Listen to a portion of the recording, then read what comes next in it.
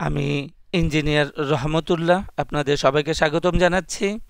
এখনকার আলোচনায় থাকছে ঢাকা স্টক এক্সচেঞ্জের ব্রড ইন্ডেক্স ডিএসইএক্স। গত সপ্তাহে আমরা যেখানে ছিলাম যে মার্কেট বুলিশ আছে, মার্কেট বুলিশ এক কথায়, আরেকটা ছিল আমাদের যে 2 থেকে 3 সপ্তাহ আগে আমরা বলেছিলাম যে মার্কেট এক্সটেনশন হতে পারে।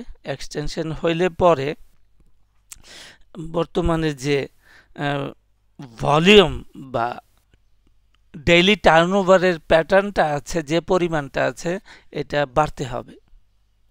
তাহলে আমরা দেখছি যে ভলিউম গত সপ্তাহে আমাদের বেড়েছে এবং এটা এভারেজ সাপ্তাহিক টার্নওভার হচ্ছে প্রায় 1298 কোটি টাকা। অনেক, আমাদের বেজ লাইন ছিল 1200 কোটি টাকা, বেজ লাইনের বেশিই আছে এবং মার্কেট বুলিশ আছে।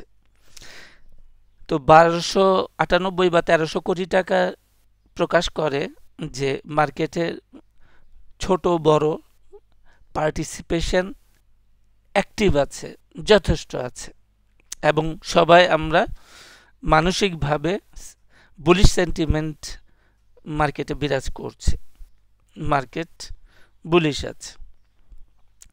আমরা দেখি এতক্ষণ আমরা ডেইলি চার্টে ছিলাম, এখন আওয়ারলি চার্টে আমরা দেখতে পাচ্ছি যে রেড চ্যানেলটা আপ আছে।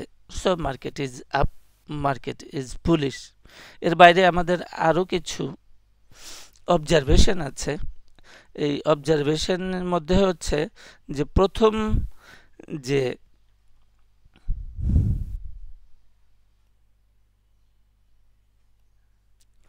প্রথম যে র্যালিটা হইল 5 ওয়েভ স্ট্রাকচারে, এই র্যালিটা 29শে মে থেকে শুরু হইল। এটা মূলত ব্যাংকের উপরে ভিত্তি করে হয়েছিল, কিন্তু দ্বিতীয় যে র্যালিটা শুরু হইল এইখানে ব্যাংক অনুপস্থিত, ব্যাংক বিহীন, ব্যাংক মোটামুটি মোস্টলি কারেকশনে আছে। এটা আমাদের একটা অবজারভেশন। আমরা ডেইলি টাইম ফ্রেমে আছি, তো ব্যাংক অনুপস্থিত আছে। এখন আমরা আওয়ারলি টাইম ফ্রেমে ইন্ডিকেটর দেখব। ইন্ডিকেটরগুলোতে আমরা দেখতে পাচ্ছি যে ডেইলি টাইম ফ্রেমে যে মার্কেট যেভাবে অগ্রগামী হয়েছে, আমাদের ইন্ডিকেটরগুলা ঠিক সেই মোমেন্টাম ততটা অগ্রগামী হইতে পারে নাই।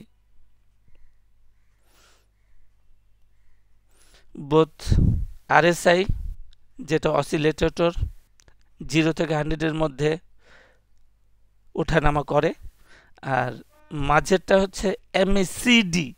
এমএসিডি হচ্ছে ট্রেন্ড ফলোয়িং ইন্ডিকেটর। ট্রেন্ড বাড়বে, এটা বাড়তে থাকবে, এটার কোনো 0 বা 100 নাই, বাড়তে পারে, কোনো সমস্যা নেই। দুর্বলতা দেখা যাচ্ছে আওয়ারলি টাইম ফ্রেমে। এখন আমরা দেখব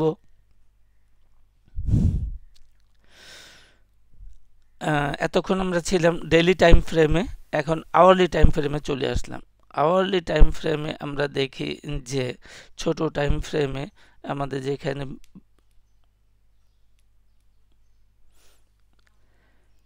এর আগে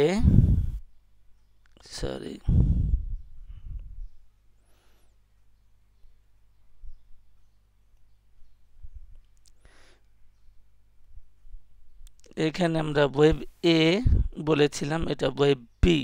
এই ওয়েব বি এর পর থেকে 5টা ওয়েব খুঁজে পাওয়া যাচ্ছে।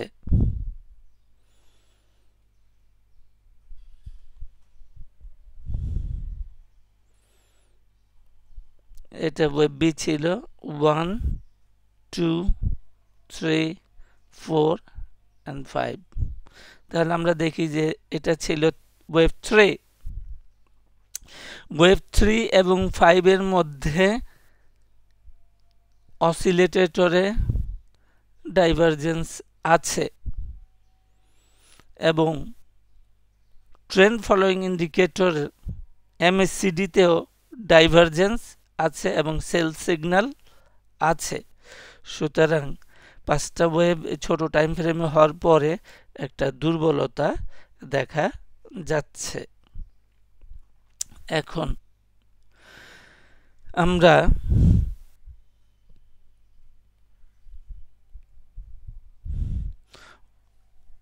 ওয়েভ 1 এবং 3 কে যুক্ত করছি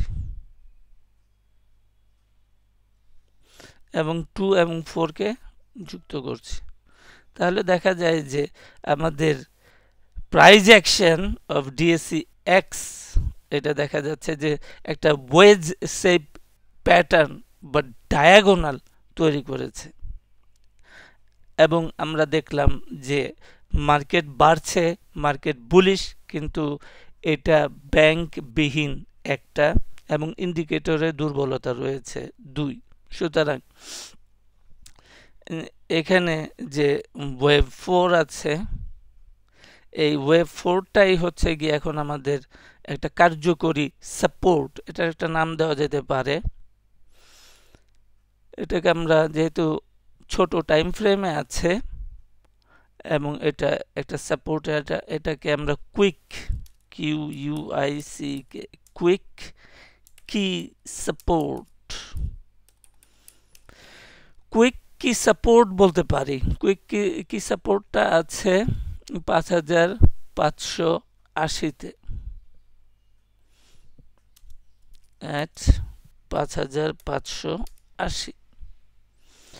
এই 5580টা ভেঙে গেলে আমরা চাক্ষুষ আমরা দেখতে পাবো যে মার্কেটটা শুধু ইন্ডিকেটরও না, প্রাইস অ্যাকশনেও মার্কেট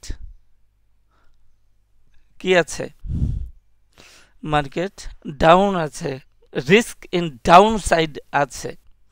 অর্থাৎ মার্কেট এই যে বাড়লো গোড়া থেকে 29শে মে থেকে এই পর্যায়ে কোথাও মার্কেট লোয়ার লো করে নাই, কোথাও না লোয়ার লো করে নাই।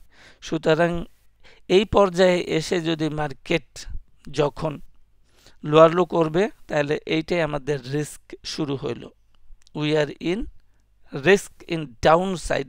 যখন আমাদের কুইক কি সাপোর্ট 5580টা ভেঙে নিচের দিকে আসবে, এটা ঘটবে কিনা আগামী সপ্তাহ শুরুর দিকেই বোঝা যাবে। আর আমরা যেহেতু এখনো পর্যন্ত বুলিশে আছি, ইন কেস অফ বুলিশ, তাহলে আমাদের বুলিশ মুভমেন্টের জন্য কি সাপোর্ট, কি রেজিস্ট্যান্স থাকবে, যেখানে ব্ল্যাক ডটেড লাইনটা দেওয়া আছে এটাও বলা চলে, অথবা বর্তমান সরকার আসার যে গত বছরের অগাস্টে যে টপটা ছিল সেই টপটাকে আমরা কি রেজিস্ট্যান্স হিসাবে পরবর্তী সপ্তাহগুলোতে অবজার্ভ করব যদি প্রয়োজন পড়ে। এটা হচ্ছে 6216 ছিল।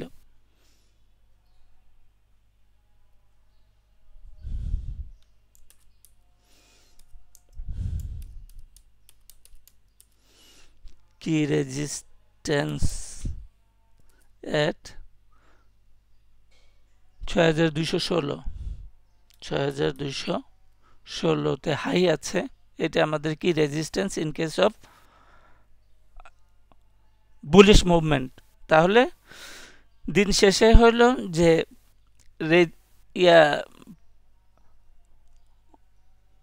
ট্রেডিং পার্সপেক্টিভে আমাদের রিস্ক আছে কি না সেই বিষয়টা গুরুত্ব সহকারে আমরা অবজার্ভ করব। আর বুলিশ মুভমেন্ট থাকলে আমরা কি সাপোর্ট কি রেজিস্ট্যান্স পাইলাম।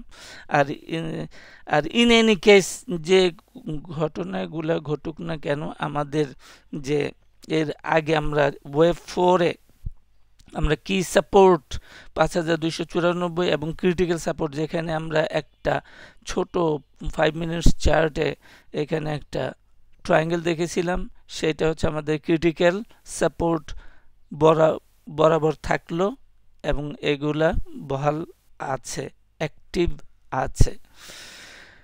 তো আজকে এই পর্যন্তই। তাহলে মূল কথা হচ্ছে যে আমাদের মার্কেট কি চলমান থাকবে নাকি ভেঙে পড়বে, এই দুইটার ইয়ার ক্ষেত্রে কি বলে ট্রেডিংয়ের ক্ষেত্রে জরুরি। তাহলে জরুরি হলো দুইটা জিনিস, একটা হলো যে এখানে ওয়েভ 1 এবং 3 দিয়ে আমরা এবং 2 দিয়ে প্যারালাল চ্যানেল ড্র করলাম। এই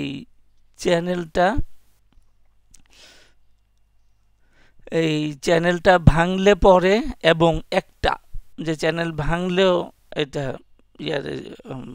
বিয়ারিশ ইন্ডিকেট করবে, এবং পার্টিকুলারলি যে আমরা কুইক কি সাপোর্ট দিয়েছি এটা ভাঙলে পরে আমাদের মার্কেট বিয়ারিশ হয়ে যেতে পারে।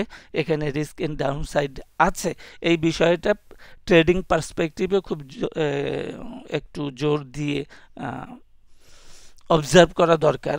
আর মূলত মার্কেট আপ ট্রেন্ডই আছে, বুলিশ আছে, তাহলে বুলিশ ইত্যাদি। তো আজকে এই পর্যন্তই, সাথে থাকার জন্য সবাইকে ধন্যবাদ।